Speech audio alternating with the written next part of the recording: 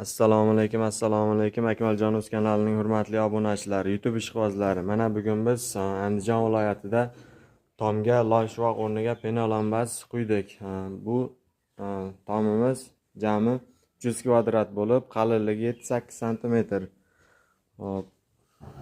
Mana sizlarga qanaqa quyilganini ko'rsatib o'taman.